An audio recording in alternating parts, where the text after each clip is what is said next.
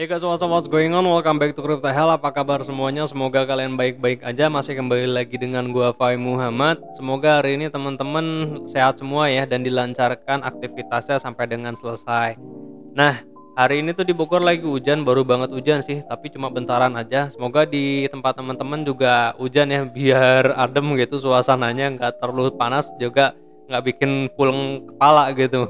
Karena biasanya kalau panas banget terik pasti kita akan puyeng, apalagi yang nggak biasa di luar ya. Nah, hari ini kita akan membahas dulu ya global issue yang ada, karena memang ada beberapa fokus yang kita perlu perhatikan, yang kemungkinan besarnya itu akan mempengaruhi harga Bitcoin atau cryptocurrency lainnya. Nah, saat ini topik paling panas kan adalah konflik Rusia dan juga Ukraina yang memang belum menemukan kata sepakat untuk berdamai. Namun, tanpa kita sadari, ketakutan lainnya datang memang dari Amerika yang khawatir inflasi berkelanjutan dan kenaikannya menghantui beberapa sektor ekonomi di Amerika. Nah, banyak ekspertis yang menduga bahwa tahun ini tuh berkemungkinan besar angka inflasi itu tidak akan membaik jika dipelajari dari laporan inflasi yang dikeluarkan oleh Goldman Sachs pada hari Minggu kemarin. Dan mereka menerangkan bahwa pada fase winter seperti ini tuh inflasi dapat menjadi sangat lebih buruk dari yang kita bayangkan. Maka dari itu, Goldman Sachs berharap kepada para investor untuk lebih bijaksana dalam berinvestasi pada fase-fase seperti ini. Nah, kalau berdasarkan informasi dari Charlie Bilello, bulan ini tuh inflasi US memang hit all time high. Dan The Fed itu masih membeli juga obligasi. Dan neraca mereka memang mencapai rekor tertinggi minggu ini pada angka 8,93 triliun, lebih dari 2 kali lipat selama 2 tahun terakhir.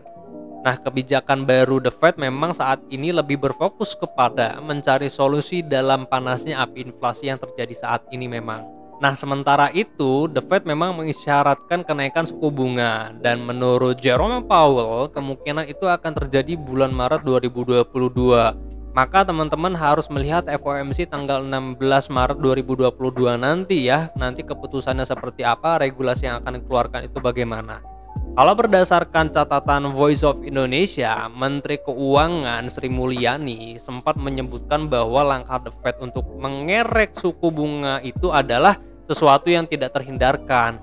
Kalau menurut beliau, salah satu pemicunya adalah pertumbuhan inflasi yang sudah mencapai 7,5% pada Februari tahun ini. Nah, minggu lalu berdasarkan informasi yang dikeluarkan oleh Peter Schiff mengatakan bahwa ada kemungkinan konflik Ukraina ini dapat membuat The Fed mempertahankan angka suku bunga.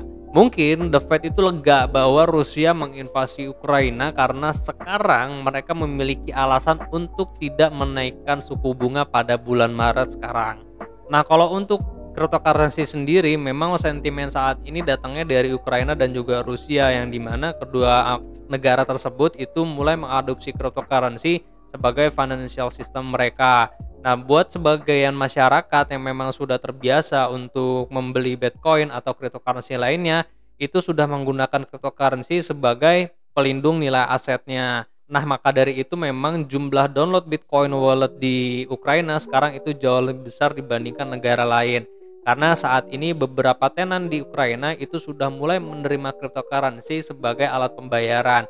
Karena sekarang itu di ATM udah agak sulit untuk mendapatkan cash karena memang kebanyakan itu kosong gitu ya. Nah, jadi banyak masyarakat dan tenan di Ukraina itu menggunakan cryptocurrency sebagai solusi. Nah, kalau kita lihat Bitcoin pun sekarang stabil lah, memang karena banyak yang sudah mengadopsi Bitcoin dan cryptocurrency itu di Rusia dan di Ukraina. Nah, sedangkan berita terakhir kenaikan saat ini itu memang disebabkan karena Rusia itu membeli Bitcoin sebesar $20.000 US. Maka dari itu harganya naik sampai dengan kisaran berapa puluh persen berarti ya, 30,75%. Nah, semoga sih gue harap pada harga saat ini atau masa saat ini ada penguatan tren yang bisa menahan harga atau bisa melanjutkan harga itu reclaim ke angka 50 ribuan. Dan kalau berdasarkan teknik analisa sebenarnya ya masih sama, masih akan berkutat-kutit kepada dua skenario. Yang pertama, teman-teman harus melihat bahwa saat ini kan Bitcoin udah di level resisten, masih terkonsolidasi dengan area retest itu kisaran harga 41.627 sampai dengan 40.338. Jadi bila mana harga saat ini terkonsolidasi, maka trading range kita ya kisaran harga sekian. Nah, kalau kita ukur berdasarkan impulsive wave, maka potensi harga itu bisa reclaim di harga 50-an. Maka dari itu teman-teman harus melihat long buy positions itu di kisaran harga 41 atau golden ratio yang ada di sini.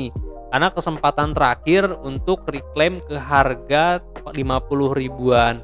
Nah, ini adalah worst case skenario-nya ya.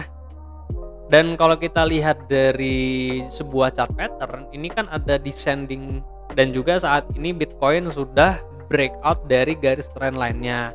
Nah, ini memang potensinya adalah area testing. Kalau berdasarkan broadening, maka kan kita tarik seperti ini, lalu kita taruh seperti ini, atau nanti di area testingnya juga nggak jadi masalah.